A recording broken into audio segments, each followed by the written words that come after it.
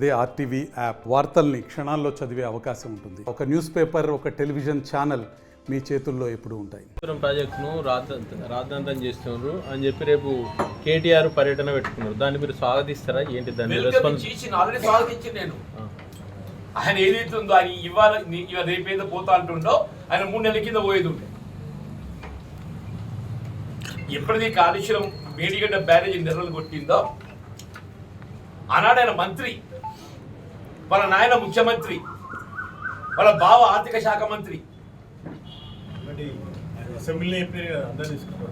వాళ్ళ బావ ఆర్థిక శాఖ మంత్రి. దేవర్ గవర్నమెంట్ రాష్ట్రానికి గర్వంగా భావించేటటువంటి కాళేశ్వరం ప్రాజెక్టే ప్రధానమైనటువంటి మేడిగడ్డ బ్యారేజ్ ఏదైతుందో నెర్రలు వాసింది, కృంగిపోయింది, నీళ్లు నిలువరింపజేసే అవకాశం లేదు, ఇలా భవిష్యత్తు ప్రశ్నార్థకం అవుతుంది అని ఎప్పుడైతే తెరవీధికి వచ్చిందో, when it came to the notice, నువ్వు పోలీస్ కంప్లైంట్ చేయించినవే, నువ్వు పోలీస్ కంప్లైంట్ చేయించినావు కదా, మరి అప్పుడు నీ బాధ్యత కాదు అని పోయి దాన్ని పరిశీలింపజేయాల్సిన బాధ్యత మీద లేకుండా నానే నువ్వు పరిశీలిస్తే ఏదైతుందో స్పాట్ విజిట్ చేస్తే అది చర్చకు వస్తుంది. ఆ చర్చకు వస్తే ప్రజల్లో ఏదైతుందో వైఫల్యం కుట్టచ్చుడు కనబడుతుంది. ఆనాడు ఆయన కేటీఆర్ గారే కానీ, కేసీఆర్ గారే కానీ, హరీశ్రావు గారు కానీ వీళ్ళు విజిట్ చేస్తే ఏదైతుందో ఈ అంశం చర్చకు వస్తుంది. చర్చకు వచ్చి ప్రజల్లోకి పోతే ఏదైతుందో వాళ్ళ వైఫల్యం కుట్టచ్చుడు కనబడుతుంది. కాబట్టి దాన్ని కప్పిపుచ్చడానికి కొరకు ఏదైతుందో దాని తీవ్రవాద చర్యగా అనుమానాస్పదమైనటువంటి ఒక సంఘటనగా పోలీసులు నమోదు చేయించిన కేసు అని పట్టారు. ఇవాళ ఏంటి ఆయన డిఫెన్స్ క్రియేషన్ కొరకు, ఎస్టాబ్లిష్ కొరకు, రెండు కొరకు వెళ్ళిపోతుంది. ఇప్పుడు ఎవరిపైనా నేరం ఆపాదింపబడ్డప్పుడు, ఉదాహరణ నేరం ఆపాదింపబడ్డప్పుడు ఆ నేరం ఆపాదింపబడ్డటువంటి ఒక వ్యక్తి అందులోకి వెళ్ళి ఏ విధంగా బయటపడాలో రంధ్రాన్వేషణ చేస్తుంది. ఈ కేజీ అట్లుంది. మొత్తం దేశమంతా కోడే కూస్తున్నది, దేశమంతా కోడే కూస్తుంది. Dam safety authority, vigilance enquiry అన్ని చేయబడ్డాయి.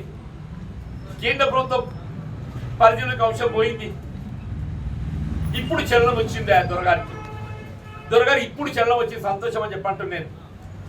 ఇప్పుడే నీ వైఫల్యాన్ని గ్రహించిన ఆయన ఎక్కడది దారి తప్పింది, నీ కమిషన్ల కక్కుర్తితో ఏదైతున్నదో, ఏ సాంకేతిక పరిజ్ఞానం లేకుండా, ఇది వాళ్ళ బేసికల్లీ ఇట్స్ ఎ డిజైన్ లోపం,